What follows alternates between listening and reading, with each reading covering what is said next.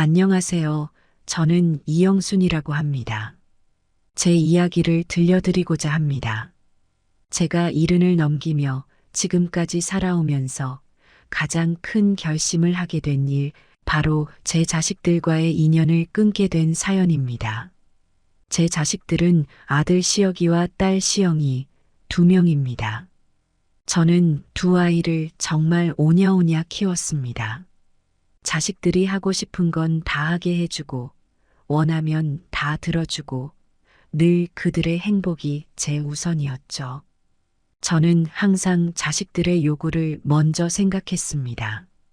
아이들이 어릴 때부터 원하는 것은 무엇이든 다 들어주고 싶었어요.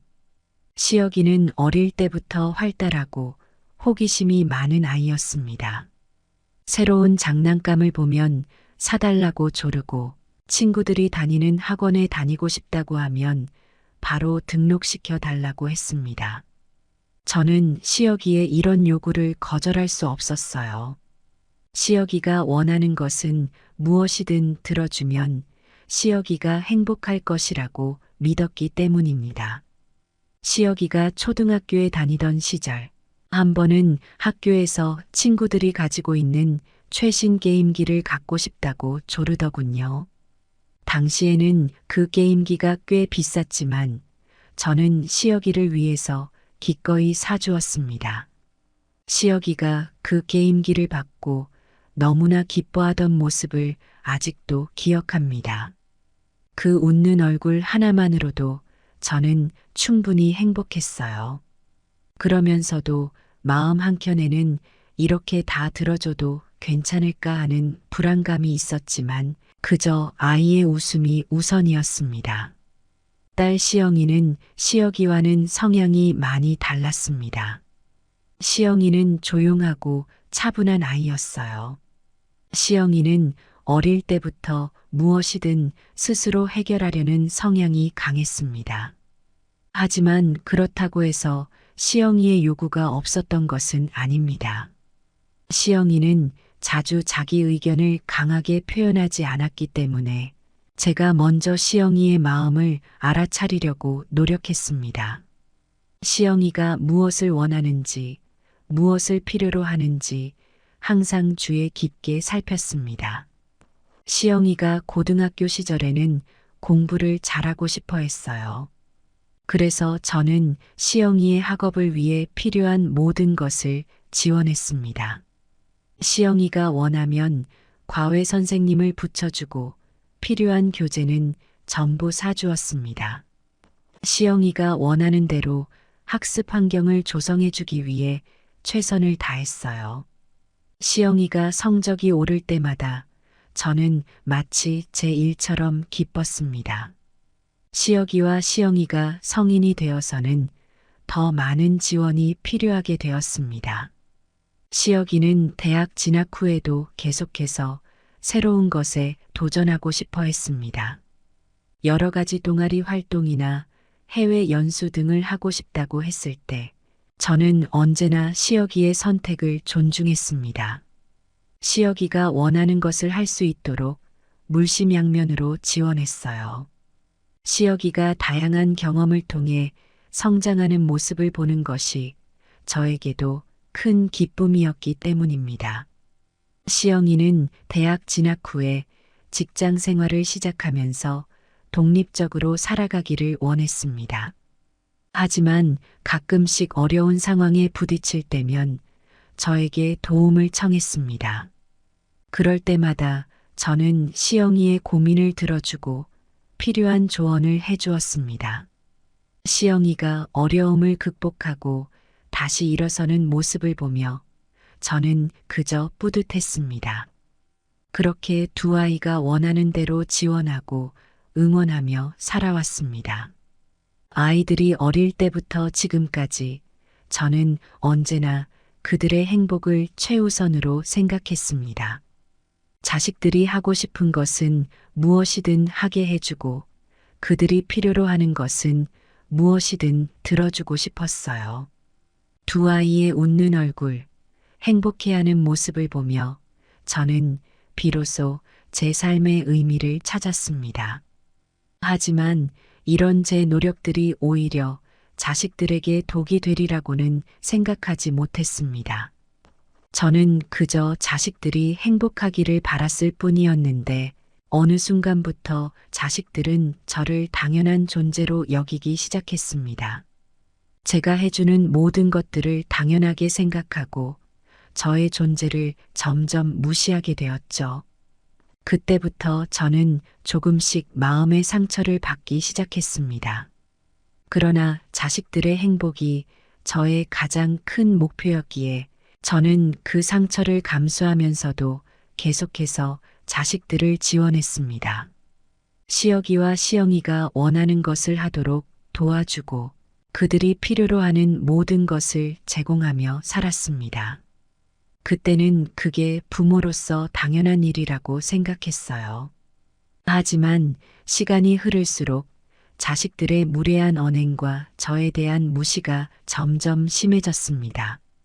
결국 저는 더 이상 견딜 수 없는 상황에 이르게 되었습니다. 처음으로 시혁이가 저에게 무례하게 대했던 그날을 잊을 수가 없습니다. 마치 어제 일처럼 생생히 기억나는군요. 시혁이는 대학을 졸업하고 첫 직장에 들어갔습니다. 처음에는 모든 것이 순조로워 보였죠. 하지만 시간이 지날수록 변화가 감지되기 시작했습니다. 점점 제 말을 귀담아 듣지 않더니 어느 날 밤 술에 취해 집에 들어왔습니다. 평소와는 다른 그의 모습에 저는 약간 긴장했습니다. 시혁이의 얼굴은 상기되어 있었고 걸음걸이도 불안정했습니다. 그가 현관문을 열고 들어서는 순간 술 냄새가 집 안가득 퍼졌습니다. 시혁아, 괜찮니? 저는 조심스럽게 물었습니다. 그러나 그가 입을 열자마자 제 가슴은 찢어질 듯 아팠습니다. 엄마! 도대체 왜 이렇게 잔소리가 많아? 제발 좀 그만해! 시혁이의 목소리에는 분노와 짜증이 가득했습니다. 그의 눈빛은 차갑고 날카로웠습니다. 그 순간 저는 너무나 놀라 아무 말도 할 수 없었습니다. 입이 굳어버린 것 같았죠. 제 앞에 서 있는 이 사람이 정말 제가 그토록 사랑으로 키운 아들인지 의심스러울 정도였습니다. 어릴 때부터 시혁이가 짜증을 낼 때마다 저는 그냥 참고 넘겼습니다. 크면서 겪는 과정이겠지라고 생각하며 이해하려 노력했죠. 사춘기 때도 그랬고 대학생 때도 그랬습니다. 하지만 이번은 달랐습니다. 성인이 된 아들의 입에서 나온 무례한 말들이 제 가슴 깊숙이 박혔습니다. 그때 처음으로 제 마음이 크게 상했어요. 눈물이 나려는 것을 겨우 참았습니다. 제 목구멍까지 차오르는 울음을 삼키며 저는 그저 시혁이를 바라보기만 했습니다. 제가 그토록 사랑하고 아끼던 아들이 이제는 저를 이렇게 대하는구나 하는 생각에 가슴이 무너져 내렸습니다. 그날 이후로 시혁이의 태도는 점점 더 나빠졌습니다. 제가 걱정되어 조언을 해주려 하면 짜증을 냈고 때로는 아예 대화 자체를 거부했습니다. 식사 시간에도 휴대폰만 보며 대화를 피했죠. 예전에는 함께 웃으며 이야기를 나누던 식탁이 이제는 무거운 침묵만이 흐르는 공간이 되어버렸습니다. 어느 날 용기를 내어 시혁이에게 물었습니다. 왜 이렇게 변한 거니? 무슨 일 있니? 그러자 시혁이는 한숨을 쉬며 대답했습니다. 엄마는 내 삶을 이해 못해요. 난 이제 어른이에요. 엄마처럼 살고 싶지 않아요. 그 말을 듣는 순간 제 가슴이 찢어지는 것 같았습니다. 제가 그토록 사랑하고 헌신했던 아들이 저를 이렇게 대하다니요. 눈물이 왈칵 쏟아질 것 같았지만 애써 참았습니다. 시혁이의 말 한마디 한마디가 제 가슴에 비수가 되어 꽂혔습니다. 엄마처럼 살고 싶지 않다니 그게 무슨 말이니? 제가 떨리는 목소리로 물었습니다. 엄마는 항상 남 눈치만 보잖아요. 이웃들이 뭐라고 할까 걱정하고 체면 차리느라 바쁘고. 난 그렇게 살기 싫어요. 내 인생은 내 마음대로 살 거예요. 시어기의 말에 저는 할 말을 잃었습니다. 제가 그동안 시어기를 위해 했던 모든 노력과 희생이 그저 남 눈치 보는 것으로 비춰졌다는 사실에 깊은 상처를 받았습니다. 시간이 지나도 상황은 나아지지 않았습니다. 오히려 점점 더 악화되었죠. 시어기는 집에 늦게 들어오는 날이 잦아졌고 술에 취해 들어오는 날도 많아졌습니다. 매번 술에 취해 들어올 때마다 저를 향해 무례한 말들을 내뱉었습니다. 엄마는 왜 항상 나만 탓해? 내 인생이야. 내가 알아서 할게. 엄마 같은 꼰대가 되기 싫다고. 제발 좀 내버려둬. 난 이제 어른이라고. 이런 말들을 들을 때마다 저는 가슴이 찢어지는 듯 했습니다. 제가 그토록 사랑으로 키운 아들의 입에서 어떻게 이런 말들이 나올 수 있는지 이해할 수 없었습니다. 매일 밤 베개를 적시며 울었지만 시어기 앞에서는 아무렇지 않은 척 했습니다. 한편으로는 제 양육 방식에 대해 끊임없이 자문했습니다. 혹시 내가 잘못한 걸까? 시어기를 너무 과보호했나? 아니면 충분히 사랑하지 않았나? 이런 생각들이 제 머릿속을 맴돌았습니다. 그럼에도 불구하고 저는 포기하지 않았습니다. 시어기와의 관계를 회복하기 위해 노력했습니다. 그의 관심사에 대해 물어보려 했고 그의 일상에 관심을 가지려 했습니다. 하지만 시어기는 이런 제 노력을 간섭이라고 여겼고 더욱 날카롭게 저를 밀어냈습니다. 이 과정에서 저는 깊은 고독감을 느꼈습니다. 제가 그토록 사랑하는 아들에게 이렇게 대접받는다는 사실이 너무나 고통스러웠습니다. 하지만 동시에 이것이 제가 겪어야 할 시련이라고 생각하며 견뎌냈습니다. 그 다음은 딸 시영이의 결혼 문제였습니다. 시영이가 결혼 상대를 데려왔을 때 저는 그 사람에 대해 몇 가지 우려가 있었습니다. 시영이의 남자친구는 성실해 보였지만 첫 인상부터 뭔가 꺼림칙한 느낌이 들었어요. 그 남자의 말투나 행동에서 책임감이 부족한 것 같다는 생각이 들었고 무엇보다도 시영이의 행복을 진심으로 생각하는지 의문이 들었습니다. 그래서 저는 시영이에게 조심스럽게 이야기를 꺼냈습니다. 시영아, 엄마가 너의 행복을 바라는 건 알지? 엄마는 너의 남자친구에 대해 몇 가지 걱정이 있어. 조금 더 시간을 두고 천천히 생각해 보면 어떨까? 하지만 시영이는 제 말을 듣지 않았습니다.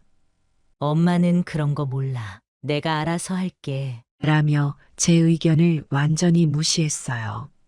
시영이의 단호한 태도에 저는 할 말을 잃었습니다.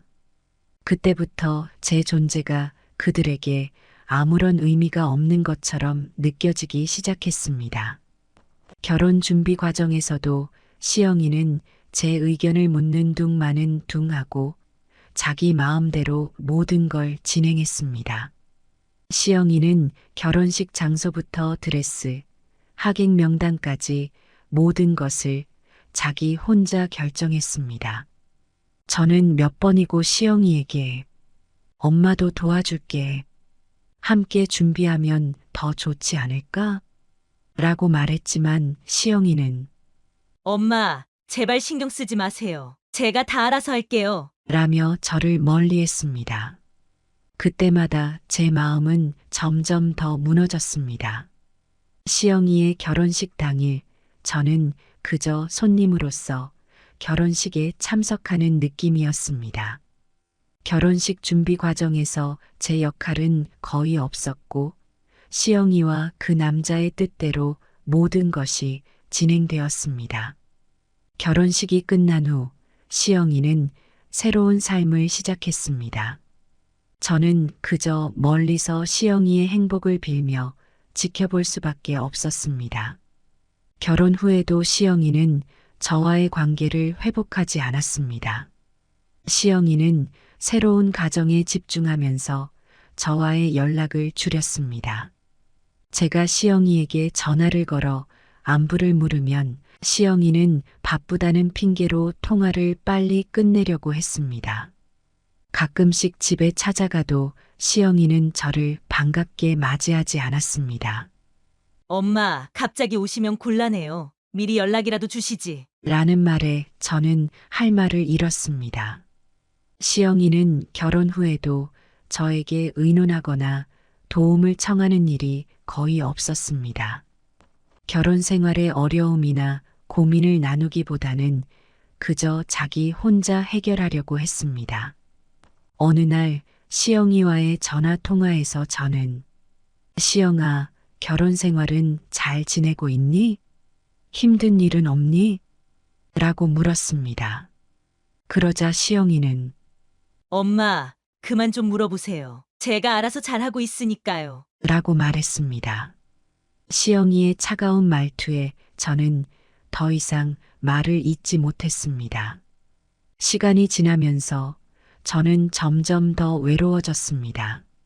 시혁이와 시영이 모두 저에게 마음을 닫고 저를 무시하는 태도를 보이기 시작했기 때문입니다.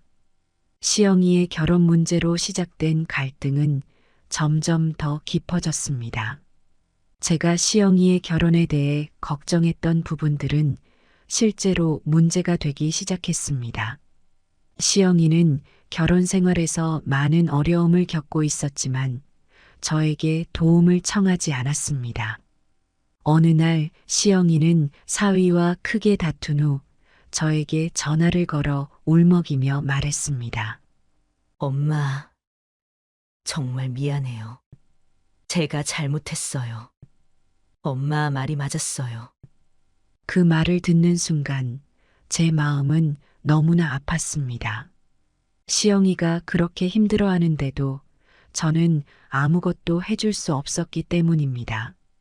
저는 시영이를 위로하며 시영아, 괜찮아. 엄마가 항상 너를 응원하고 있어. 힘내라. 라고 말했습니다. 하지만 시영이는 이미 너무 지쳐 있었습니다. 그 사건 이후로 시영이는 저와의 관계를 조금씩 회복하려고 노력했습니다. 하지만 이전처럼 가까운 관계로 돌아가기는 어려웠습니다. 시영이는 여전히 자기 문제를 혼자 해결하려고 했고 저의 의견을 잘 받아들이지 않았습니다. 저는 그저 시영이의 곁에서 조용히 응원할 수밖에 없었습니다. 시영이의 결혼 생활이 안정되지 않은 상황에서 저는 시영이의 고통을 지켜보는 것이 너무나 힘들었습니다. 제가 할 수 있는 것은 그저 시영이에게 작은 위로의 말과 함께 도움의 손길을 내미는 것뿐이었습니다. 하지만 시영이는 여전히 저와의 거리를 두었습니다. 제가 시영이에게 더 가까이 다가가려고 할수록 시영이는 저를 멀리했습니다.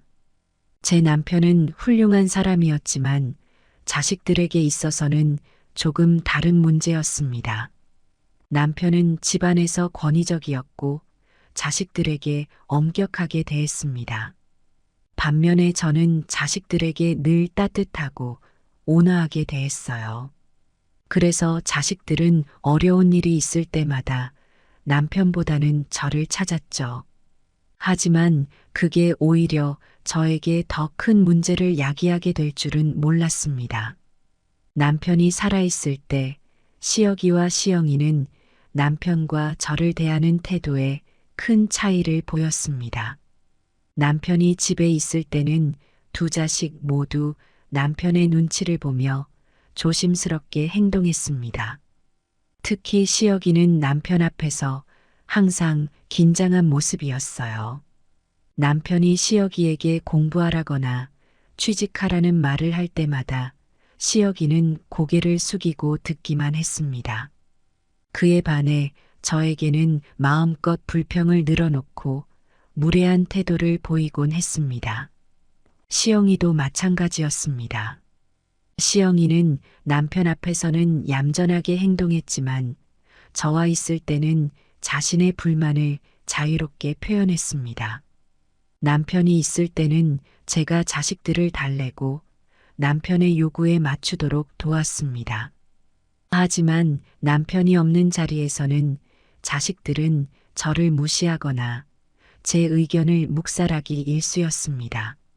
남편은 자식들에게 엄격하게 대했지만 그만큼 자식들의 미래를 진심으로 걱정하고 있었습니다. 남편은 항상 자식들에게 최고의 교육과 기회를 제공하려고 노력했어요.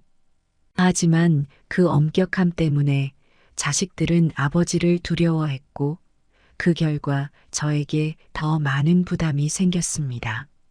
남편이 자식들에게 강한 훈육을 할 때마다 저는 자식들을 위로하고 달래주어야 했습니다. 그러다 남편이 갑작스럽게 세상을 떠나게 되었습니다. 남편의 죽음은 우리 가족에게 큰 충격이었고 저는 자식들을 더 많이 돌봐야 한다고 생각했습니다. 하지만 남편이 떠난 후 자식들의 태도는 더욱 심해졌습니다. 시혁이는 남편이 없어진 것을 계기로 저에게 더 무례하게 대했습니다. 남편의 부재는 가족 전체의 균형을 무너뜨렸습니다. 그동안 남편이 가정 내에서 담당했던 역할을 제가 모두 떠안게 되었죠. 경제적인 부분부터 자식들의 교육, 그리고 가정의 전반적인 운영까지 모든 것이 제 어깨 위로 쏟아졌습니다. 이런 상황에서 자식들의 변화는 저를 더욱 힘들게 했습니다. 시혁이는 점점 더 반항적으로 변해갔습니다. 이전에는 남편 앞에서 참았던 불만들을 이제는 저에게 모두 쏟아냈습니다. 아빠가 계실 때는 이러지 않았잖아요. 라며 저를 비난하곤 했죠. 시혁이의 이런 태도는 저를 깊이 상처 입혔습니다. 제가 그동안 얼마나 자식들을 위해 노력했는지 알아주지 않는 것 같아 마음이 아팠습니다.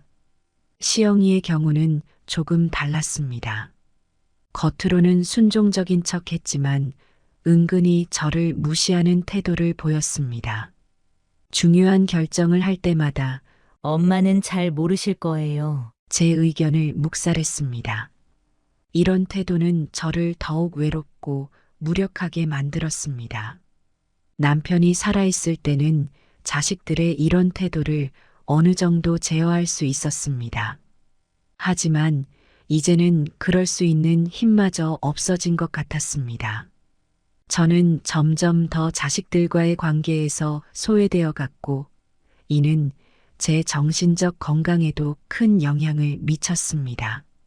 밤마다 저는 남편과 함께했던 시간들을 떠올리며 눈물을 흘렸습니다. 남편이 자식들을 엄하게 대했던 것이 결국은 옳은 방법이었을지도 모른다는 생각이 들었습니다. 하지만 이제 와서 제가 그런 태도를 취하기에는 너무 늦은 것 같았습니다. 가장 힘들었던 것은 자식들이 제 노력을 알아주지 않는다는 점이었습니다. 남편이 떠난 후 제가 얼마나 많은 희생을 하고 있는지, 얼마나 힘든 상황에서도 가정을 지키려 노력하고 있는지 그들은 전혀 이해하지 못하는 것 같았습니다. 이런 상황 속에서 저는 점점 더 자신감을 잃어갔습니다.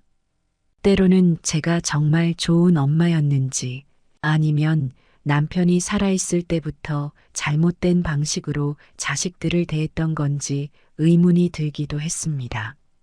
하지만 그럼에도 불구하고 저는 포기하지 않았습니다. 언젠가는 자식들이 제 마음을 이해해 주길 바라며 매일매일을 견뎌냈습니다. 결정적인 사건은 작년에 벌어졌습니다. 시혁이가 회사에서 해고된 후 다시 저희 집으로 들어왔습니다. 처음엔 이해하려고 했습니다. 실직의 고통과 좌절감이 얼마나 클지 짐작할 수 있었기 때문입니다.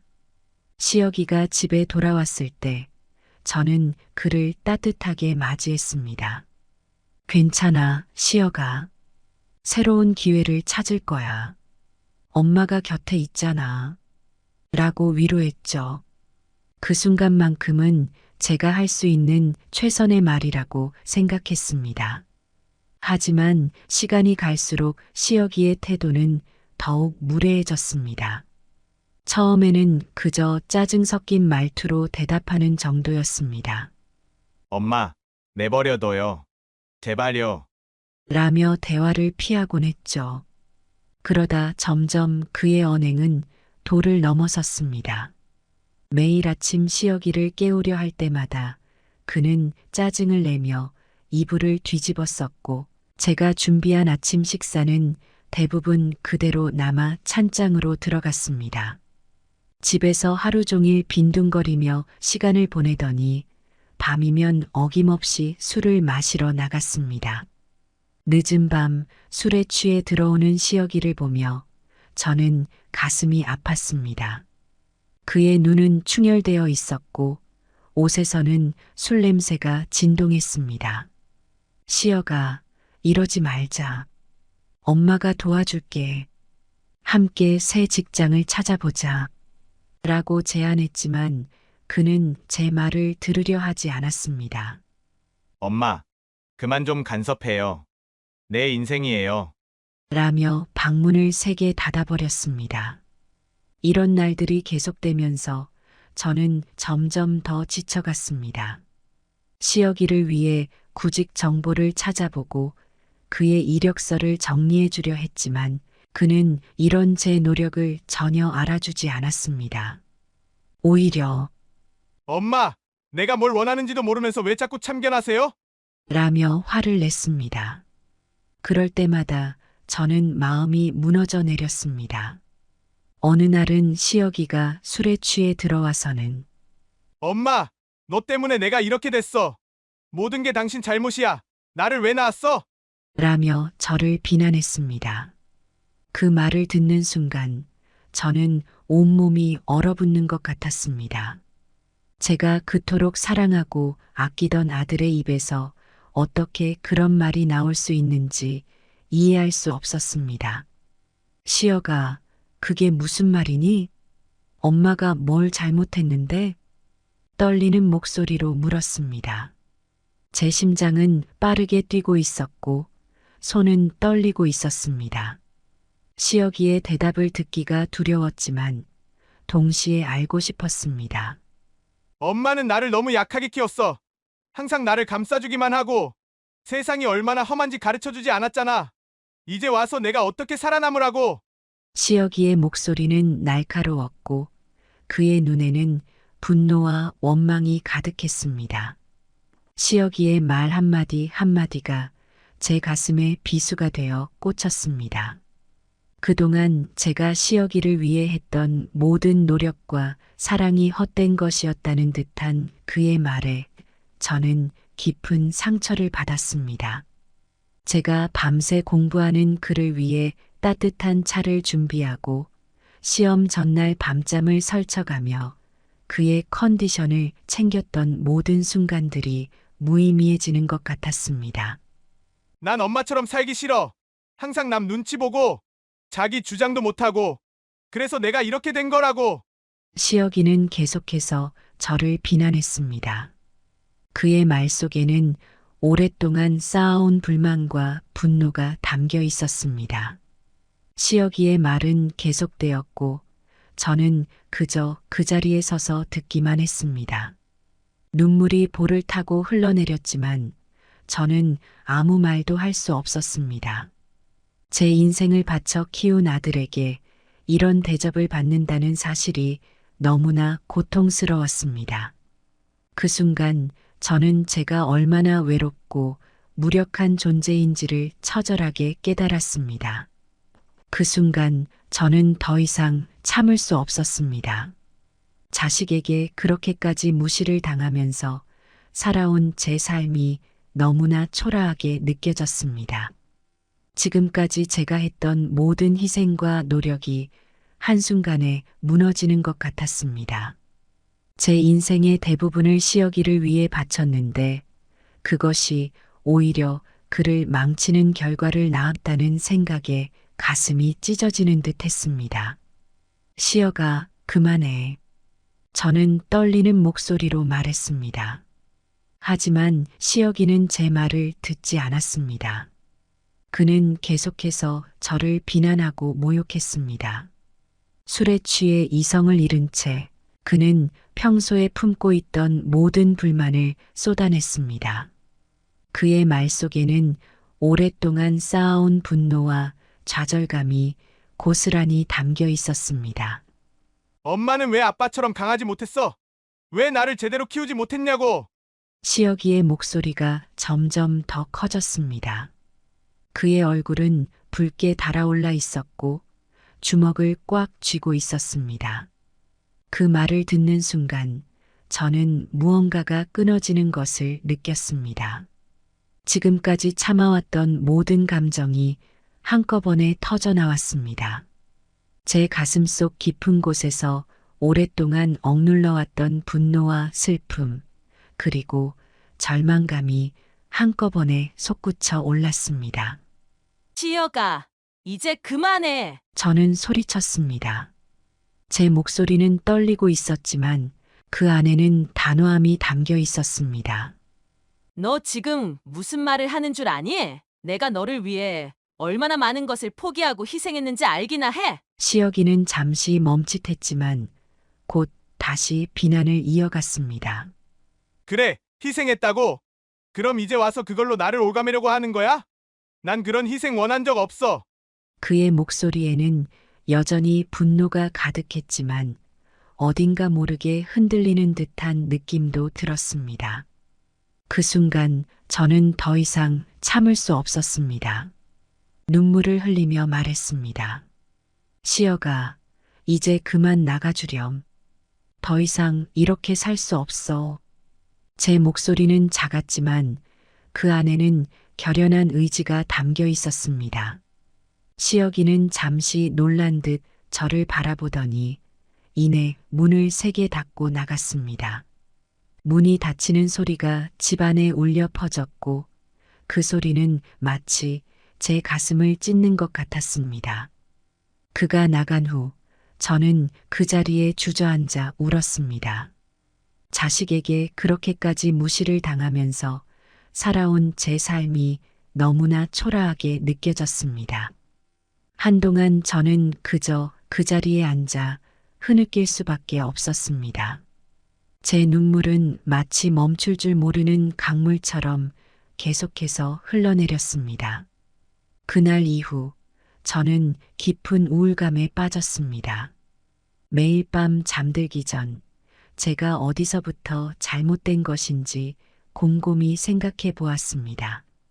시어기의 어린 시절부터 지금까지의 모든 순간들을 되짚어보며 제가 놓친 것은 없는지, 더 잘할 수 있었던 것은 없었는지 끊임없이 되물었습니다.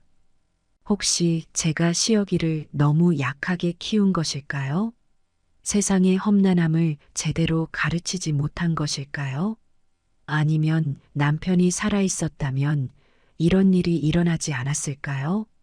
이런 생각들이 제 머릿속을 끊임없이 맴돌았습니다. 밤마다 잠들지 못하고 이불 속에서 눈물만 흘렸습니다. 하지만 동시에 저는 제 자신에 대한 연민도 느꼈습니다. 저는 최선을 다해 시어기를 키웠습니다. 그의 첫 걸음마부터 대학 졸업까지 저는 항상 그의 곁에서 응원하고 지지했습니다. 밤을 새워가며 그의 숙제를 도와주고 아프다고 하면 밤새 간호해 주었습니다.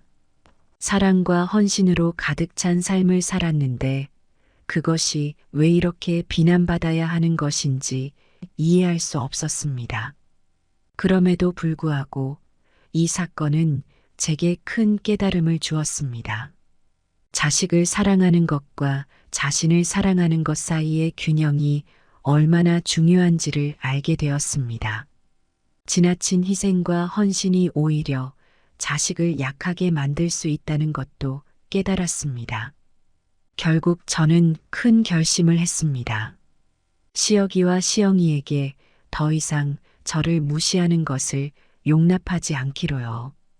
이 결정을 내리기까지 많은 고민과 눈물이 있었습니다.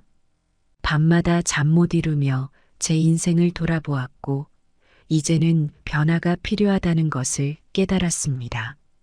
그래서 두 아이에게 전화를 걸어 이야기했습니다. 떨리는 마음으로 전화기를 들었지만 제 목소리는 의외로 단단했습니다. 이젠 우리 관계를 다시 생각해 봐야 할 것 같아. 더 이상 이렇게 무시당하면서 살 수는 없단다. 시혁이와 시영이는 처음엔 놀란 듯 했습니다. 잠시 침묵이 이어졌고 그 순간 저는 제 심장 소리가 전화기를 통해 들릴 것 같았습니다. 하지만 곧 그들은 제가 진심임을 깨달았습니다. 시혁이가 먼저 입을 열었습니다. 엄마, 정말 그렇게 생각하세요? 그의 목소리에는 당황스러움과 함께 어딘가 후회하는 듯한 톤이 묻어 있었습니다. 시영이도 이어 말했습니다.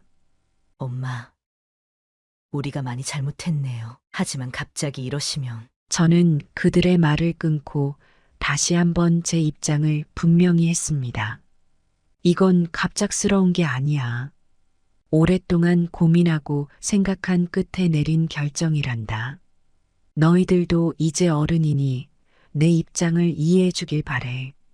지금 저는 그들과 연락을 끊고 제 삶을 새롭게 시작했습니다. 처음 며칠은 너무나 힘들었습니다. 습관적으로 시혁이와 시영이에게 전화를 걸려다 멈추곤 했고 그들의 방을 지나갈 때마다 가슴이 아팠습니다. 하지만 시간이 지날수록 제 마음은 조금씩 가벼워졌습니다. 물론 쉽지 않은 결정이었습니다. 때로는 제가 너무 이기적인 건 아닌지, 혹시 후회하지는 않을지 고민되기도 했습니다. 하지만 이것은 제 자신을 지키기 위해 필요했던 결심이었습니다. 자식들을 위해 살아온 제 인생에서 처음으로 저 자신을 위한 선택을 한 것입니다. 이 결정 이후 저는 제 삶에 새로운 의미를 찾기 시작했습니다. 오랫동안 미뤄두었던 취미 생활을 시작했고 동네 주민센터에서 하는 프로그램에도 참여하게 되었습니다. 처음에는 어색하고 낯설었지만 점차 새로운 인연들을 만들며 제 삶에 활력이 생기기 시작했습니다. 가끔은 시혁이와 시영이가 보고 싶어 가슴이 아플 때도 있습니다. 그들의 어릴 적 사진을 보며 눈물을 흘리기도 합니다.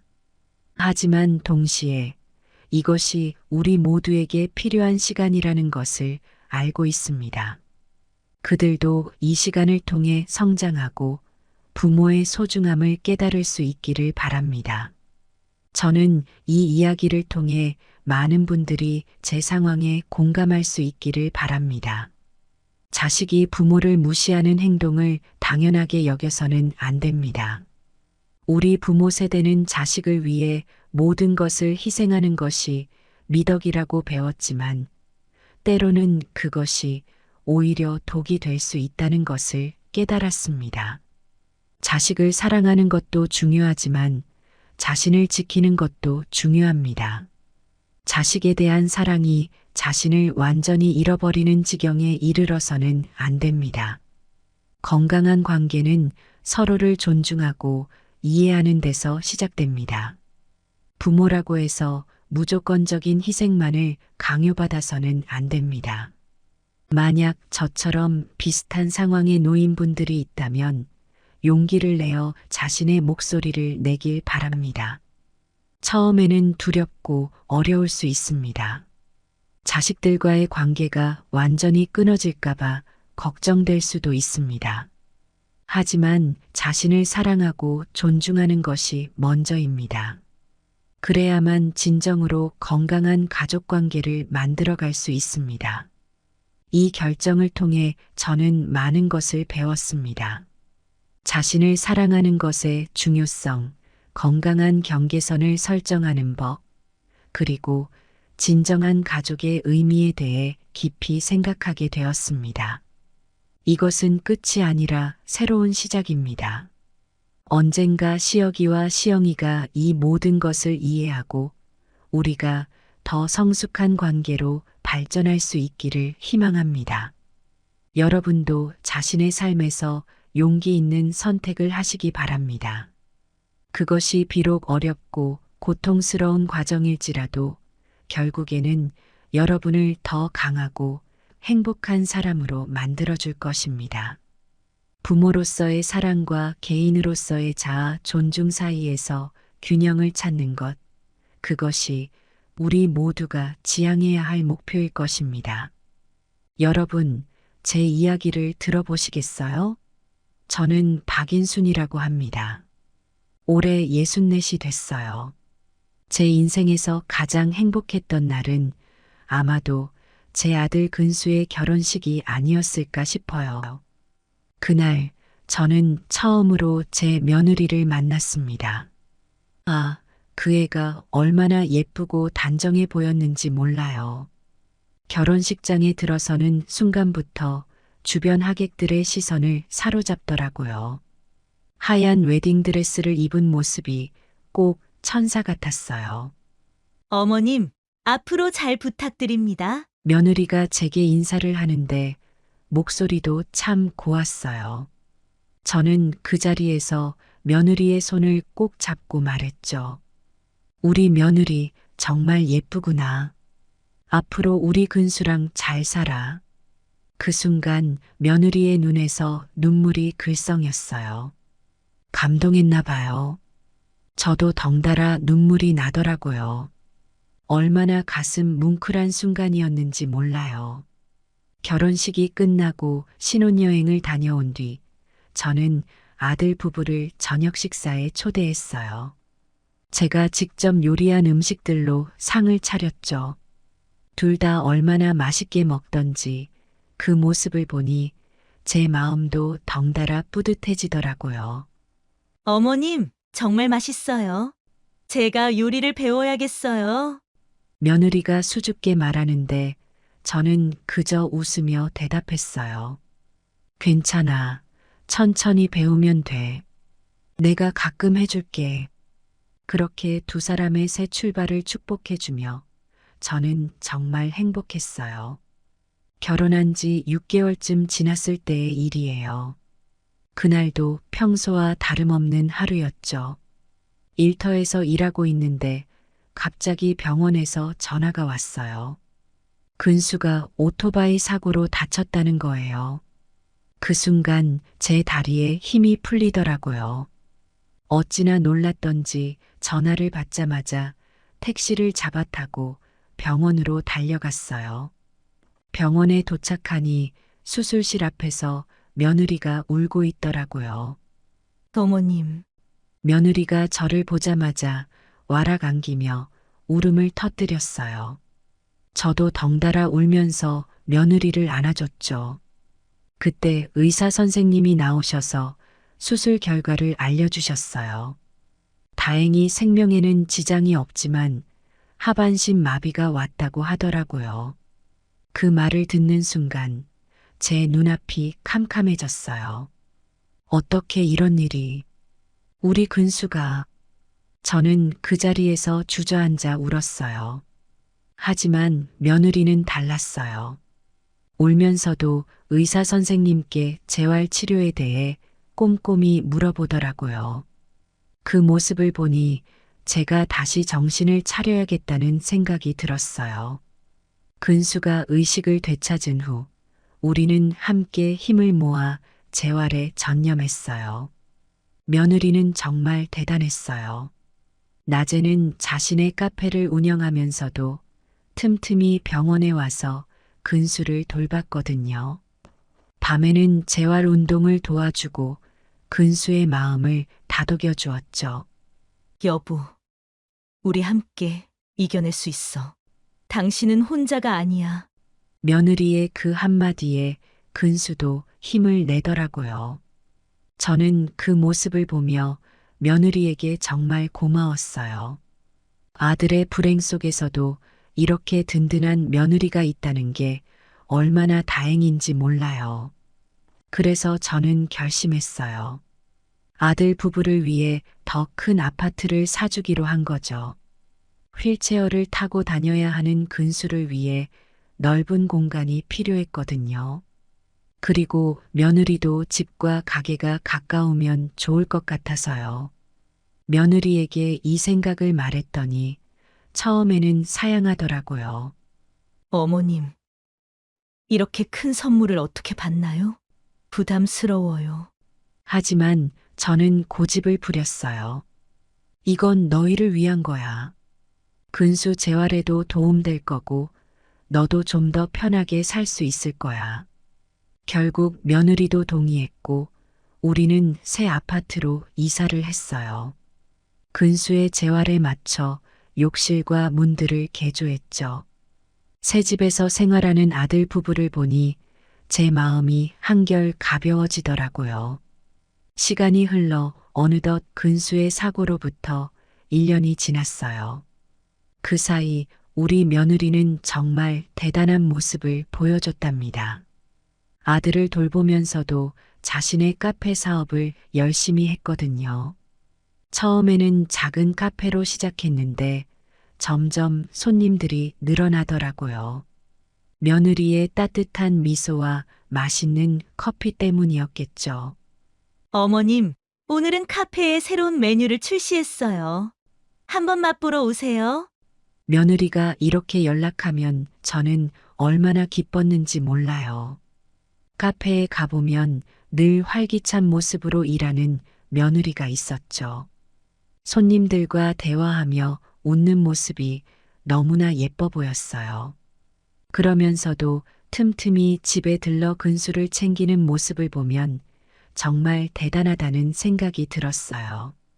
재활 치료 시간에 맞춰 병원에 데려다 주고 운동을 도와주고 마음을 다독여 주고 하루가 48시간이라도 모자랄 것 같은데 어떻게 그렇게 잘 해내는지 신기할 따름이었죠. 우리 며느리 참 대단해요. 어떻게 저렇게 일도 하고 남편도 잘 돌볼 수 있는지 몰라. 저는 이웃들을 만날 때마다 며느리 자랑을 늘어놓곤 했어요. 다들 부러워하더라고요. 아이고, 인순 씨는 복도 많아. 그런 며느리를 두다니. 그럴 때마다 저는 가슴이 뿌듯해졌어요. 그리고 더 열심히 며느리를 도와야겠다고 다짐했죠. 근수의 재활에도 더 신경 쓰고 집안일도 제가 도맡아 하려고 했어요. 며느리가 사업에 전념할 수 있게 해주고 싶었거든요. 어머님, 제가 할게요. 어머님은 쉬세요. 그래도 며느리는 늘 저를 걱정해 주더라고요. 그런 며느리의 마음씨가 너무나 고마웠어요. 때로는 제가 오히려 며느리에게 위로를 받는 것 같았죠. 아가, 너는 참 좋은 사람이야. 우리 근수가 너를 만난 게 얼마나 다행인지 몰라. 그렇게 말하면 며느리는 쑥스러워하면서도 기뻐하는 모습을 보였어요. 저는 그런 며느리가 있어 얼마나 행복한지 몰랐어요.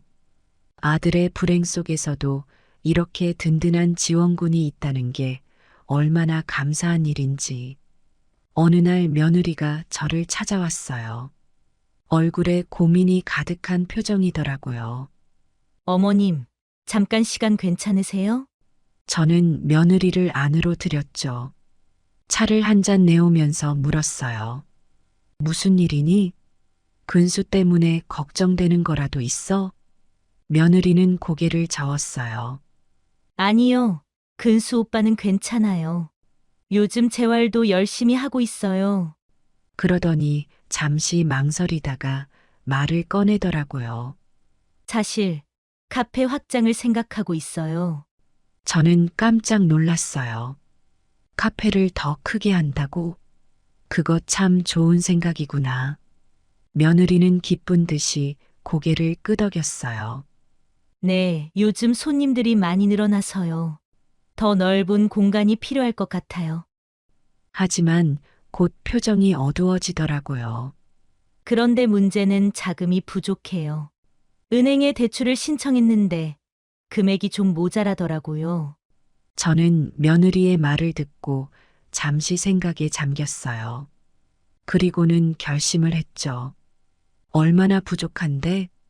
며느리가 금액을 말하자 저는 바로 대답했어요. 그 정도면 내가 빌려줄 수 있어. 너의 꿈을 위해서라면 얼마든지 도와줄게. 며느리의 눈이 휘둥그레졌어요. 어머님, 정말요? 하지만 그렇게 큰 돈을. 저는 며느리의 손을 꼭 잡았어요. 괜찮아. 너는 우리 가족을 위해 이미 충분히 많은 일을 했어. 이제는 내가 너의 꿈을 도와줄 차례야. 며느리는 눈물을 글썽이며 저를 안았어요. 어머님, 정말 감사합니다. 꼭 성공해서 보답할게요. 그렇게 며느리의 카페 확장 계획이 시작됐어요. 공사가 진행되는 동안 저는 매일 카페에 들러 진행 상황을 확인했죠. 며느리는 열정적으로 일했어요. 인테리어부터 메뉴 개발까지 모든 것에 심혈을 기울이더라고요. 어머님, 이 벽지 어떠세요? 아니면 이 색은 어떨까요? 저는 며느리의 의견을 존중하면서도 제 생각도 조금씩 보태주었어요. 그렇게 우리는 함께 카페를 만들어 갔죠. 드디어 확장 공사가 끝나고 새로운 카페가 문을 열었을 때 저는 정말 감격스러웠어요. 와, 정말 멋지다. 우리 며느리가 이런 걸 만들다니. 손님들의 반응도 정말 좋았어요. 더 넓어진 공간과 다양해진 메뉴에 모두들 만족해 하더라고요. 며느리의 사업 수완에 저는 더욱 감탄했답니다. 어머님, 이 모든 게 다 어머님 덕분이에요. 며느리가 그렇게 말할 때마다 저는 가슴이 뿌듯해졌어요. 제가 며느리의 꿈을 도울 수 있어서 얼마나 기뻤는지 몰라요. 어느 날 오후 저는 며느리의 카페를 방문했어요. 늘 그랬듯이 카페는 손님들로 북적이고 있었죠. 구석 자리에 앉아 커피를 마시며 며느리가 일하는 모습을 지켜보고 있었어요. 그때였어요. 한 젊은 남성이 카페에 들어왔는데 며느리의 표정이 밝아지는 걸 보았어요. 어서 오세요. 오늘도 아메리카노 한 잔이죠? 며느리가 그 남성에게 친근하게 말을 걸더라고요. 처음에는 단순히 단골 손님인가 보다 했어요. 하지만 그 남성이 카운터 앞에 서서 며느리와 이야기를 나누는 모습이 왠지 눈에 거슬렸어요. 둘 다 웃음소리가 커서 다른 손님들도 힐끗힐끗 쳐다보더라고요. 아가, 저 손님은 누구니? 단골이야? 나중에 며느리에게 물어봤죠. 며느리는 아무렇지 않게 대답했어요. 아, 네. 요즘 자주 오시는 손님이에요. 회사원이신데 이 근처에서 일하신대요. 저는 고개를 끄덕이고 말았지만 왠지 모르게 마음 한구석이 불편했어요. 그 후로 카페에 갈 때마다 그 남성을 자주 보게 되더라고요. 항상 비슷한 시간에 와서 커피를 마시고 가는데 며느리와 대화를 나누는 시간이 점점 길어지는 것 같았어요. 어머님, 이 손님이 커피에 대해 정말 관심이 많으세요. 로스팅 방법이나 원두 종류에 대해서도 잘 아시더라고요. 며느리가 그 남성에 대해 이야기할 때마다 저는 묘한 기분이 들었어요. 너무 친밀해 보이는 거예요. 하지만 제 며느리를 믿고 싶었기에 그저 좋은 손님을 만나 다행이라고 생각하려 했죠. 그러던 어느 날 카페 문을 열고 들어가는데 며느리와 그 남성이 카운터 앞에서 서로의 손을 잡고 있는 모습을 보았어요. 순간 제 심장이 멎는 것 같았어요. 하지만 곧바로 둘은 손을 떼고 평소처럼 행동하더라고요. 어머님, 어서 오세요. 커피 한 잔 내올게요. 며느리는 아무 일 없었다는 듯이 저를 반겼어요. 그 남성도 공손하게 인사를 하고는 자리로 돌아갔죠. 저는 그날 집에 돌아와 밤새 잠을 이루지 못했어요. 내가 뭔가를 잘못 본 걸까? 아니면 의심의 씨앗이 제 마음속에 자라나기 시작했어요. 하지만 동시에 죄책감도 들었죠. 어떻게 제가 그토록 헌신적인 며느리를 의심할 수 있을까요? 그래도 그날 본 광경은 제 머릿속에서 지워지지 않았어요. 날이 갈수록 제 마음속 의심은 커져만 갔어요. 며느리를 믿고 싶은 마음과 불안한 마음이 계속 싸웠죠. 그러던 어느 날 동네 슈퍼마켓에서 이웃들의 수군거리는 소리를 듣게 됐어요. 저기 박인순 씨 며느리 말이야. 요새 카페에 자주 오는 젊은 남자랑 좀 이상하대. 에이, 설마. 그 착한 며느리가 그럴 리가 있겠어. 아니야, 내 조카가 그 카페 알바생인데 그러더라고. 둘이 너무 친하대. 그 말을 듣는 순간 제 귀를 의심했어요. 설마 정말 그런 일이. 집에 돌아와 며느리에게 전화를 걸었어요. 아가, 오늘 저녁에 시간 있니? 엄마랑 좀 이야기하고 싶어서. 며느리는 흔쾌히 승낙했고 저녁 식사 후 우리는 마주 앉았어요. 제 마음은 복잡했지만 용기를 내어 물어봤어요. 아가, 요즘 카페에 자주 오는 남자 손님 있지? 혹시 너랑 무슨 특별한 사이니? 며느리의 표정이 순간 굳어졌어요. 하지만 곧 평소의 미소를 되찾더라고요. 어머님, 무슨 말씀이세요? 그분은 그저 단골 손님일 뿐이에요. 커피에 관심이 많아서 자주 이야기를 나누는 것 뿐이에요. 저는 며느리의 눈을 똑바로 쳐다봤어요. 정말 그뿐이니? 엄마가 걱정돼서 그래. 혹시 너가 힘들어하는 건 아닌지. 며느리는 제 손을 꼭 잡았어요. 어머님, 정말 걱정 마세요. 저는 근수 오빠를 사랑해요. 그리고 어머님도 너무 감사하고 사랑해요. 절대로 배신 같은 건 하지 않아요. 그 말을 들으니 제 마음이 조금은 편해졌어요. 하지만 완전히 불안함이 사라지지는 않았죠. 며느리의 말을 믿고 싶었지만 그동안 본 것들이 자꾸 떠올랐거든요. 알겠다. 엄마가 너무 예민했나 보구나. 미안해. 저는 그렇게 말하고 며느리를 안아줬어요. 하지만 제 마음속에는 여전히 의문이 남아 있었죠. 정말 아무 일도 없는 걸까? 아니면 내가 모르는 뭔가가 있는 걸까? 그 후로도 저는 가끔 카페에 들러 상황을 지켜봤어요. 며느리와 그 남자의 행동은 여전히 친밀해 보였지만 특별히 이상한 점은 발견하지 못했죠. 하지만 제 마음속 불편함은 가시지 않았어요. 어머님, 왜 이렇게 자주 오세요? 피곤하실 텐데. 며느리가 걱정스럽게 물어볼 때마다 저는 그저 웃으며 대답했어요. 괜찮아. 너 일하는 모습 보는 게 좋아서 그래. 하지만 사실은 계속해서 무언가를 확인하고 싶었던 거예요.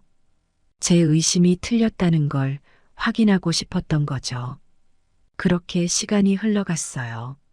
제 마음속에는 여전히 의심과 불안함이 자리 잡고 있었지만 겉으로는 아무 일 없는 척 지냈답니다. 어느 화창한 봄날이었어요. 저는 며느리에게 깜짝 선물을 주기 위해 카페로 향했어요. 며느리가 좋아하는 화분을 사들고 가는 길이었죠. 이 화분을 보면 얼마나 좋아할까 하는 생각에 제 발걸음은 가벼웠어요. 카페 앞에 도착해서 문을 열려는 순간 저는 그만 그 자리에 얼어붙고 말았어요. 유리창 너머로 보이는 광경 때문이었죠. 며느리와 그 남자가 카운터 뒤에서 은밀하게 손을 잡고 있는 모습이 보였거든요. 그뿐만이 아니었어요. 둘의 눈빛은 제가 지금까지 본 적 없는 애틋함으로 가득 차 있었어요. 순간 제 머릿속이 하얗게 변했어요. 그동안의 의심과 불안함이 한순간에 현실이 되는 것 같았죠. 저도 모르게 문을 세게 밀어 열었어요. 도대체 이게 무슨 일이니? 제 목소리에 며느리와 그 남자는 화들짝 놀라 떨어졌어요. 며느리의 얼굴이 창백해졌어요. 어머님, 저는 화분을 내려놓고 며느리에게 다가갔어요. 설명해봐. 지금 무슨 일이 있었는지. 며느리는 처음에는 변명하려 했어요. 아니에요. 어머님, 그냥 친구일 뿐이에요. 오해하지 마세요. 하지만 제가 계속 추궁하자 결국 며느리는 무너지고 말았어요. 눈물을 흘리며 말하더라고요. 죄송해요, 어머님. 저도 어쩔 수 없었어요. 그 순간 제 마음속에서 무언가가 무너져 내리는 것 같았어요. 어쩔 수 없다니. 너가 지금 무슨 말을 하는 거니? 며느리는 흐느끼며 말을 이어갔어요. 저도 사람이에요. 저에게도 욕구가 있고 꿈이 있어요. 근수 오빠. 오빠는 제게 그런 걸 줄 수 없잖아요. 그 말을 듣는 순간 제 안에 분노가 치솟았어요. 너가 어떻게 그런 말을 할 수 있니? 근수가 널 얼마나 사랑하는데. 며느리는 계속해서 자신의 행동을 정당화하려 했어요. 어머님, 저도 근수 오빠를 사랑해요. 하지만 오빠의 상태를 보면서 저도 너무 힘들었어요. 제 인생은 어떻게 되는 거죠? 저도 행복해질 권리가 있지 않나요? 저는 그 말을 듣고 더욱 화가 났어요. 너가 말하는 그 행복이 이런 거였니? 남편을 배신하는 게? 며느리는 계속해서 흐느끼며 말했어요. 어머님, 저도 잘못했다는 걸 알아요. 하지만 제 마음을 이해해 주세요. 저는 그저 저는 더 이상 듣고 싶지 않았어요. 그만. 더 이상 변명하지 마. 넌 우리 가족을 배신한 거야. 이제 끝이야. 그 말을 남기고 저는 카페를 뛰쳐나왔어요. 제 머릿속은 혼란스러웠고 가슴은 찢어질 것 같았죠. 어떻게 이런 일이 일어날 수 있는 건지. 그동안 우리가 며느리에게 얼마나 잘해줬는데 어떻게 이럴 수 있는 건지. 집으로 돌아오는 길, 저는 계속해서 울었어요. 아들에게 이 사실을 어떻게 알려야 할지, 앞으로 우리 가족은 어떻게 되는 건지, 모든 것이 불안하고 두려웠답니다. 카페에서 있었던 일을 겪고 난 후, 저는 바로 아들에게 달려갔어요. 근수의 집 문을 두드리는 제 손이 떨렸어요. 어떻게 이 끔찍한 진실을 아들에게 말해야 할지. 문이 열리고 휠체어에 앉은 근수가 나왔어요. 어머니, 무슨 일이세요? 근수의 얼굴을 보는 순간 저는 그만 눈물이 터지고 말았어요. 근수야, 엄마가 할 말이 있어. 우리는 거실로 들어가 앉았어요. 저는 떨리는 목소리로 카페에서 본 광경을 아들에게 이야기했어요. 말을 하면서도 제 가슴이 찢어지는 것 같았죠. 그래서 내 아내가 다른 남자와 말을 끝맺지 못하고 흐느끼고 말았어요. 근수의 얼굴이 창백해졌어요. 처음에는 믿지 않으려는 듯 했죠. 어머니, 그럴 리가 없어요. 분명 오해일 거예요. 하지만 제가 본 것을 자세히 설명하자 근수도 점차 현실을 받아들이기 시작했어요. 그의 눈에서 눈물이 흘러내렸어요. 왜 이런 일이 저는 아들을 끌어안았어요. 근수야, 엄마가 미안해. 엄마가 잘못 봤으면 좋겠다. 근수는 한동안 아무 말도 하지 않았어요. 그저 멍하니 앉아 있더라고요. 그러다가 갑자기 말했어요. 어머니, 저 이혼하고 싶어요. 저는 깜짝 놀랐어요. 뭐라고? 근수야, 너무 성급하게 결정하지 마. 하지만 근수의 표정은 단호했어요. 어머니, 저도 오랫동안 느끼고 있었어요. 제가 아내를 완전히 만족시켜 줄 수 없다는 거요. 근수는 깊은 한숨을 내쉬었어요. 사실, 저도 아내가 변한 걸 느꼈어요. 하지만 믿고 싶지 않았던 거죠. 이제 알겠어요. 제가 아내의 발목을 잡고 있었던 거예요. 저는 아들의 말에 가슴이 아팠어요. 근수야, 그렇게 생각하지 마. 넌 잘못한 게 없어. 근수는 고개를 저었어요. 아니에요, 어머니. 저도 책임이 있어요. 제가 이렇게 된 이후로 아내에게 너무 많은 걸 요구했던 것 같아요. 이제 아내를 놓아줘야 할 것 같아요. 저는 아들의 결정이 너무나 안타까웠어요. 하지만 한편으로는 그의 성숙한 모습에 놀라기도 했죠. 정말 그렇게 하고 싶은 거니? 근수는 힘겹게 고개를 끄덕였어요. 네, 어머니. 이게 우리 모두를 위한 길인 것 같아요. 아내도 새로운 삶을 살 수 있게 해주고 싶어요. 그 말을 듣는 순간 저는 아들이 얼마나 대단한 사람인지 새삼 깨달았어요. 이런 상황에서도 아내의 행복을 먼저 생각하다니. 저는 아들을 꼭 안아주었어요. 근수야, 넌 정말 훌륭한 사람이구나. 엄마가 늘 너의 곁에 있을게. 그렇게 우리는 그날 밤을 함께 보냈어요. 앞으로 닥칠 어려움들을 생각하며 서로를 위로하고 힘을 주었죠. 이혼이라는 결정이 쉽지는 않겠지만 우리는 함께 이겨낼 수 있을 거예요. 그날 밤 저는 다시 한번 아들에 대한 사랑과 자부심을 느꼈답니다. 근수가 이혼을 결심한 후 우리는 며느리에게 이 사실을 알리기로 했어요. 아들과 함께 카페로 향하는 길, 제 마음은 무거웠답니다. 카페에 도착해서 문을 열자 며느리가 우리를 보고 놀란 듯 했어요. 어머님, 오빠, 무슨 일이세요?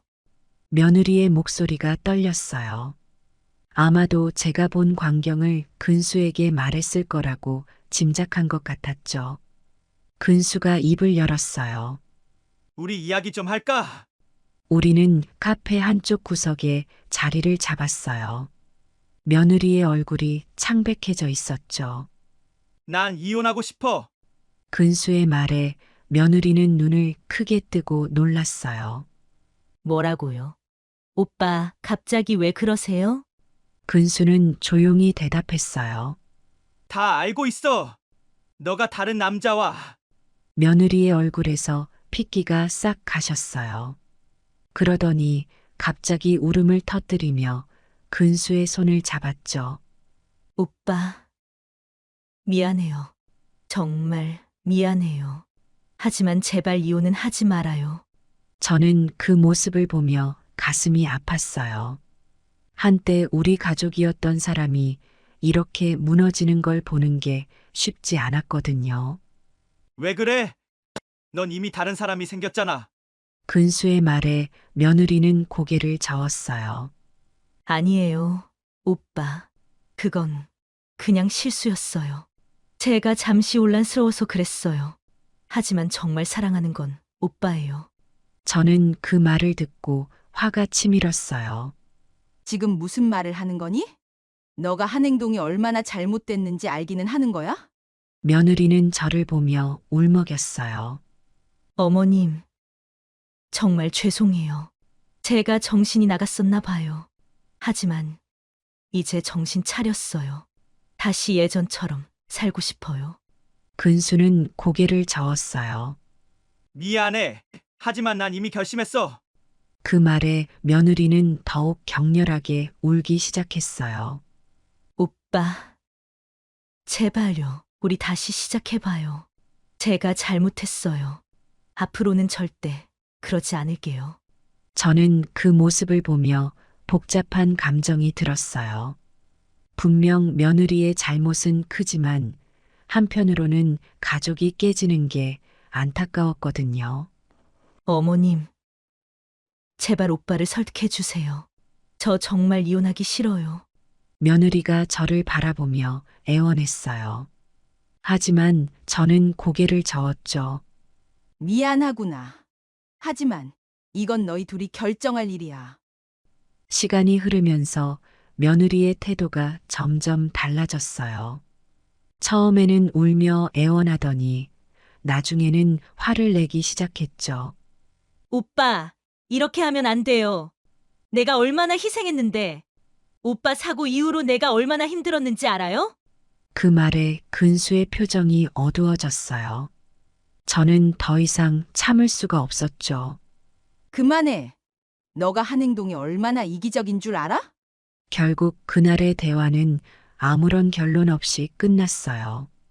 며느리는 끝까지 이혼을 거부했고 우리는 그렇게 카페를 나왔답니다.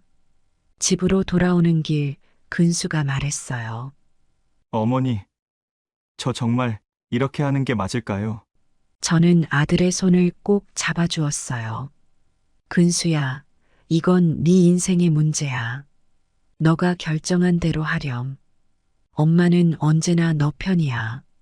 그날 이후로 며느리는 계속해서 연락을 해왔어요. 문자도 보내고 전화도 하고 때로는 애원하고 때로는 화를 내면서 이혼을 막으려 했죠. 하지만 근수의 마음은 이미 정해져 있었어요. 그렇게 우리는 결국 소송을 시작하게 되었답니다. 제 인생에서 이렇게 힘든 시간이 올 줄은 몰랐답니다. 하지만 아들 근수를 위해 그리고 우리 가족의 명예를 위해 저는 강하게 버텨야만 했어요. 첫 재판날 법정에 들어서는 순간 제 심장이 쿵쾅거렸어요. 며느리와 마주치자 가슴이 아팠죠. 한때는 제 딸이라고 생각했던 사람인데. 하지만 저는 마음을 다잡았어요. 이제 그 애는 우리 가족이 아니라고 스스로에게 되뇌었죠. 박인순 씨, 귀하께서는 며느리에게 제공한 모든 재산의 반환을 요구하시는 게 맞습니까? 판사님의 질문에 저는 단호하게 대답했어요. 네. 맞습니다. 제가 며느리에게 준 아파트와 카페 확장 자금을 모두 돌려받고 싶습니다. 며느리 쪽 변호사가 반박했어요. 그건 선물로 준 것 아닙니까? 법적으로 반환 의무가 없습니다. 그때 제 변호사가 나섰어요. 아파트와 자금 지원은 혼인 관계를 전제로 한 것입니다. 혼인 파기의 책임이 상대방에게 있으므로 반환 요구는 정당합니다. 법정은 치열한 공방으로 가득 찼어요. 양측 변호사들이 서로의 주장을 내세우며 싸웠죠. 저는 그저 앉아서 듣고만 있었지만 마음은 천근만근이었어요. 재판이 몇 차례 진행되면서 점점 더 복잡해졌어요. 며느리 측에서는 제가 준 것들이 순수한 증여였다고 주장했고, 우리 쪽에서는 혼인 관계를 전제로 한 조건부 증여였다고 맞섰죠. 매번 재판이 끝날 때마다 저는 지쳐갔어요. 어머니, 너무 무리하지 마세요. 근수가 걱정스럽게 말했지만 저는 고개를 저었어요. 아니야, 근수야. 이건 우리 가족을 위한 거야. 엄마가 끝까지 해낼 거야. 그렇게 저는 힘든 법정 싸움을 이어갔어요. 때로는 포기하고 싶을 때도 있었지만 아들을 생각하며 버텼답니다. 이것이 제가 아들을 위해 할 수 있는 마지막 일이라고 생각했거든요. 소송이 진행되면서 예상치 못한 일들이 일어났어요. 며느리의 또 다른 비밀들이 하나둘씩 드러나기 시작한 거예요. 처음에는 작은 일들이었어요. 카페 운영과 관련된 몇 가지 부적절한 처리들이 발견됐죠. 하지만 결정적인 것은 카페 확장 자금의 사용 내역이었어요. 제가 빌려준 돈의 일부가 카페 확장이 아닌 개인적인 용도로 사용됐다는 사실이 밝혀진 거예요. 명품 가방, 해외여행. 제가 그토록 믿었던 며느리가 저를 속이고 있었던 거죠. 어머니, 이건 정말 근수도 충격을 받은 듯 했어요. 저는 마음이 너무 아팠지만 한편으로는 이 사실이 우리에게 유리하게 작용할 거란 생각에 안도했어요. 법정에서 이 사실이 공개됐을 때 분위기가 확 달라졌어요. 판사님의 표정도 변했고 며느리 측 변호사도 당황한 기색이 역력했죠. 며느리는 고개를 숙인 채 아무 말도 하지 못했어요. 이 사실은 피고의 신뢰성에 심각한 의문을 제기합니다. 원고가 제공한 자금을 개인적 용도로 유용한 것은 명백한 배임 행위입니다. 우리 측 변호사의 주장에 법정이 술렁였어요. 저는 그저 앉아서 며느리를 바라봤어요. 한때는 그토록 사랑했던 며느리. 지금은 낯선 사람이 되어버린 그 애를 보며 저는 깊은 상실감을 느꼈답니다. 피고 측은 이에 대해 어떤 입장입니까? 판사님의 질문에 며느리 측 변호사가 대답했어요. 현재 상황을 확인 중입니다. 다음 재판에서 소명하도록 하겠습니다. 그 순간 저는 승리를 직감했어요. 하지만 동시에 마음 한구석이 아팠죠. 이렇게까지 해야 하나 하는 생각이 들었거든요. 그래도 저는 끝까지 가기로 마음먹었어요. 이제 와서 물러설 순 없었으니까요. 재판이 끝나고 나오는데 며느리가 저를 불렀어요. 어머님, 하지만 저는 돌아보지 않았어요. 더 이상 할 말도 들을 말도 없었으니까요. 그렇게 저는 며느리의 마지막 호소를 뒤로 한 채 법원을 나섰답니다. 마침내 최종 판결의 날이 왔어요. 그동안의 모든 재판 과정이 주마등처럼 스쳐 지나갔어요. 얼마나 힘들고 고통스러웠는지. 하지만 이제 모든 게 끝나간다고 생각하니 조금은 홀가분한 마음도 들더라고요. 본 재판부는 원고의 청구를 모두 인용하기로 판결합니다. 판사님의 판결문 낭독이 끝나자 법정이 술렁였어요. 저는 그 자리에 얼어붙은 채 앉아 있었죠. 이겼다. 제가 이겼어요.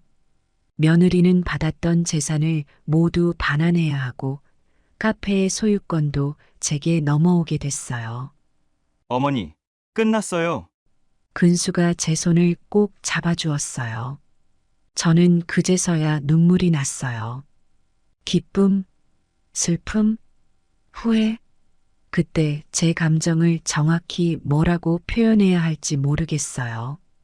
그저 모든 게 끝났다는 안도감이 밀려왔죠. 법정을 나오는데 며느리가 다가왔어요.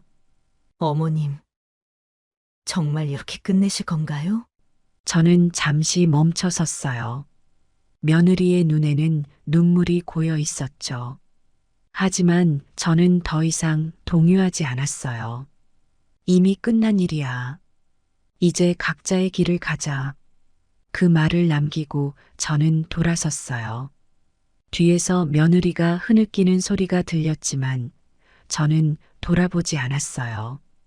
이제 정말 모든 게 끝난 거예요. 집에 돌아와 혼자 있으니 그제서야 모든 게 실감이 났어요. 법적으로는 이겼지만 제 마음속에는 큰 구멍이 생긴 것 같았어요. 가족이라고 믿었던 사람을 잃은 상실감, 그동안의 믿음이 무너진 배신감. 이런 감정들이 한꺼번에 밀려왔죠. 이게 정말 옳은 걸까? 저는 그렇게 혼잣말을 하며 밤을 지새웠어요. 승리했지만 왠지 모를 공허함이 저를 감쌌답니다. 시간이 흘러 어느덧 1년이 지났어요. 그동안 저와 근수는 많은 변화를 겪었답니다. 이혼 소송이 끝난 후 우리는 새로운 출발을 결심했어요. 어머니, 우리 새로 시작해요. 근수의 제안으로 우리는 새 집으로 이사를 했어요. 예전의 기억들을 뒤로하고 새로운 환경에서 시작하고 싶었거든요. 며느리에게서 되찾은 카페는 팔아버리고 그 돈으로 근수의 재활에 전념했죠. 어머니, 저 걸을 수 있을 것 같아요. 근수가 재활 치료를 받으며 한 말이에요. 그 말을 들었을 때 제 가슴이 얼마나 뛰던지 저는 온 힘을 다해 근수를 지원했어요. 병원도 더 좋은 곳으로 옮기고 최신 재활기구도 구입했죠. 매일매일이 도전의 연속이었어요. 때로는 힘들어 포기하고 싶을 때도 있었지만 우리는 서로를 의지하며 버텼어요. 그러다 기적 같은 일이 일어났어요. 근수가 조금씩 다리에 힘을 주기 시작한 거예요. 어머니, 제가 서 있어요. 근수가 처음으로 혼자 힘으로 일어섰을 때 우리 둘 다 울면서 껴안았어요. 그 순간 저는 깨달았죠. 진정한 가족의 의미를. 서로 믿고 의지하며 함께 어려움을 이겨내는 것. 그것이 바로 가족이구나. 이제 저는 과거의 경험을 교훈 삼아 새로운 삶을 살아가고 있어요.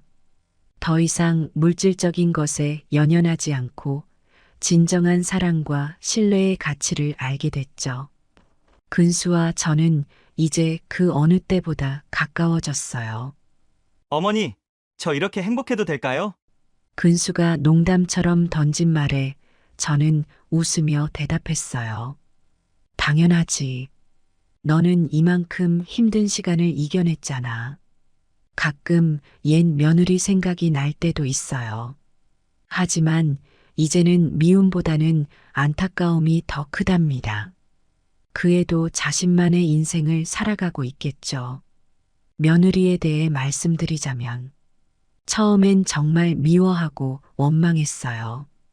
어떻게 우리 가족을 이렇게 배신할 수 있을까 하고요. 하지만 시간이 지나면서 제 마음도 조금씩 변했어요. 며느리도 나름의 고민과 아픔이 있었겠죠. 젊은 나이에 몸이 불편한 남편과 같이 산다는 게 쉽지만은 않았을 거예요.